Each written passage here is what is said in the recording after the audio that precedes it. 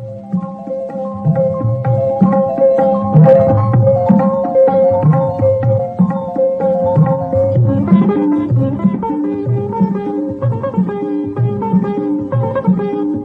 किसी भी धर्म के हों, प्यार सिखाते हैं। ये पर्व सभी को मेल जोल का पाठ पढ़ाते हैं। गंगा यमुना संस्कृति का कौन है दुश्मन यहाँ, सच्चे दिल से चलो हम हाथ मिलाते हैं। होली हो या दिवाली या हो क्रिसमस या ईद, हम सारे त्योहारों को मिलकर सदा मनाते हैं। नमस्कार दोस्तों, मैं हूँ आपका होस्ट और दोस्त ऋषि पांडे और मेरे साथ हैं आसवी वर्मा, वैष्णवी नायक। लेकर आए हैं हम आपके लिए कुछ रोचक जानकारियाँ, किस्से, कहानियाँ, कविताएं, पहेलियाँ, मुहावरे और भी बहुत कुछ। तो बने रहिए हमारे साथ हमारे प्रोग्राम में, जिसका नाम है बाल कार्यक्रम। दोस्तों, अभिषेक कौशिक की एक बहुत प्यारी सी कविता मुझे याद आ रही है। पहले मैं आप सबको वो कविता सुनाता हूँ, फिर बताता हूँ कि ये कविता मैंने क्यों सुनाई। मेरी कविता का शीर्षक है भाई दूज का तोहफा। भाई बहन का प्यार अनोखा नोक झोंक दर्शाती है। भाई दूज त्योहार ऐसा भाई से प्रेम दिखाती है। ऐसा अद्वितीय प्रेम पर्व में उपहार वचन में देता हूँ। जीवन के अंतिम क्षण अपना तेरी रक्षा में अर्पित करता हूँ। अच्छा दोस्तों, आप सबको समझ में आया ये कविता मैंने क्यों सुनाई? क्योंकि आज भाई दूज है। अच्छा, तो तुमने अपनी बहन को भाई दूज पे क्या तोहफा दिया? वैसे तो मैं अपनी बहन को एक डॉल देने वाला हूँ, क्योंकि उसे डॉल बहुत पसंद है। और आसवी, तुम्हें क्या तोहफा मिला भाई दूज पे? मुझे तो एक चॉकलेट गिफ्ट हैम्पर मिला था।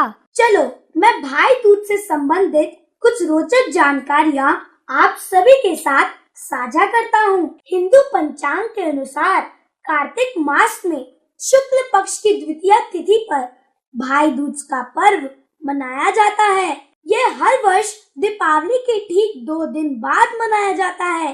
इस दिन को यम द्वितीया के नाम से भी जाना जाता है। पता है, भाई दूज के पर्व की पावन कथा सूर्य देव पुत्र यम और यमुना से जुड़ी हुई है।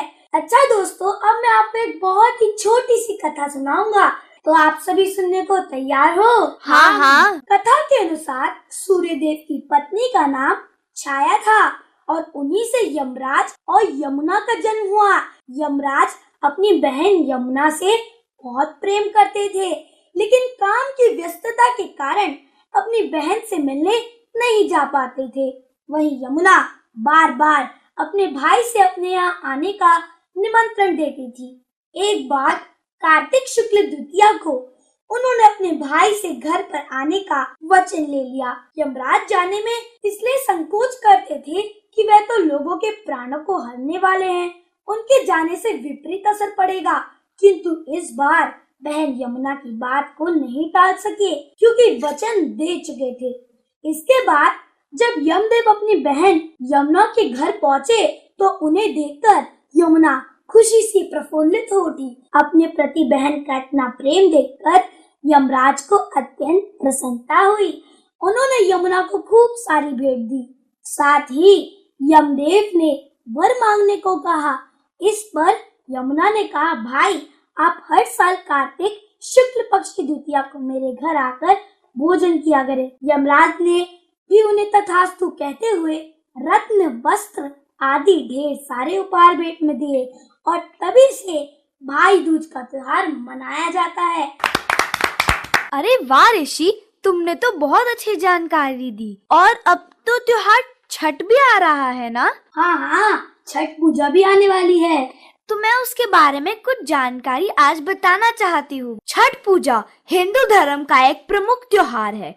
यह बिहार और पूर्वी उत्तर प्रदेश में मनाया जाता है। छठ पूजा से जुड़ी कुछ खास बातें आज मैं आप सबको बताना चाहती हूँ। छठ पूजा कार्तिक महीने के छठे दिन मनाई जाती है। इसमें भगवान सूर्य और छठी मैया की पूजा की जाती है। पूजा के दौरान पवित्रता और विशेष ध्यान रखा जाता है। छठ पूजा के दौरान खूब भक्ति गीत गाए जाते हैं। यह 4 दिन तक चलने वाला त्योहार है। पहले दिन पवित्र नदी में डुबकी लगाई जाती है। दूसरे दिन खरना होता है। इस दिन भक्त दिन भर का उपवास रखते हैं। तीसरे दिन शाम के अग्रह के लिए प्रसाद तैयार किया जाता है। चौथे और आखिरी दिन उगते हुए सूरज को जल दिया जाता है। इस दौरान 36 घंटे का कठिन निर्जला उपवास रखा जाता है। अरे वाह, हमारी दोस्त आसवी ने तो हमें बहुत रोचक जानकारी दी। अच्छा दोस्तों, मैंने तो आपको छठ पूजा के बारे में जानकारी तो दे दी, मुझे तो बहुत अच्छी लगी। हमारे साथ हमारी और एक साथी प्रेक्षा पांडे हैं और उनके पास एक गीत है हमें सुनाने के लिए। चलो उनका गीत सुना जाए। तिलवा के पात पर उगेलन सूरज मल झाके झूके। तिलवा के पात पर उगेलन सूरज मल झाके झूके। हे करेलू छठ बरतिया बिझा के झूके। हे करेलू छठ बरतिया बिझा के झूके। अरे वाह, ये तो बहुत अच्छा गीत था। बहुत मजा आया इसे सुनकर। दोस्तों, सारे त्योहार हम इतने धूमधाम से इसलिए मनाते हैं क्योंकि हमारा देश आजाद है, और जब आजादी की बात चल ही रही है तो हम अपने स्वतंत्रता सेनानियों को कैसे भूल सकते हैं। उन्हीं में से एक थे देश बंधु चित्तरंजन दास जी, जिनका जन्म 5 नवंबर को हुआ था। पता है दोस्तों, चित्तरंजन दास, जिन्हें देश बंधु या सिया दास के नाम से जाना जाता है, भारतीय स्वतंत्रता आंदोलन के दौरान एक भारतीय स्वतंत्रता सेनानी, राजनीतिक कार्यकर्ता और वकील थे। वह भारत में ब्रिटिश औपनिवेशिक शासन की अवधि के दौरान बंगाल में स्वराज पार्टी के संस्थापक नेता भी थे। अरे वाह ऋषि, आपने तो बहुत अच्छी जानकारी दी। हाँ, ये तो बहुत अच्छी जानकारी थी। अच्छा वैष्णवी, आप कोई कविता लाई है हम सबको सुनाने के लिए? मेरे पास राष्ट्रीय एकता पे एक काफी सुंदर कविता है, मैं सुनाऊं? हाँ, देर किस बात की है, सुनाइए। मिट्टी की खुशबू, हवा की मिठास, हम सबका है एक ही सांस। भाषा भले हो और अलग, हम सबके दिल में है एक ही आस। उत्तर से दक्षिण, पूरब से पश्चिम, हर दिशा में गूंजे प्रेम का राग।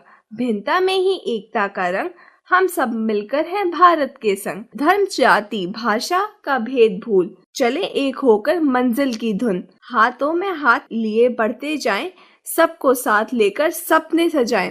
एकता हमारी ताकत है, हमारे हौसले की हिम्मत है। एक होकर हर कठिनाई को हराएंगे, भारत को दुनिया में ऊंचा उठाएंगे। वाह वैष्णवी, आपने तो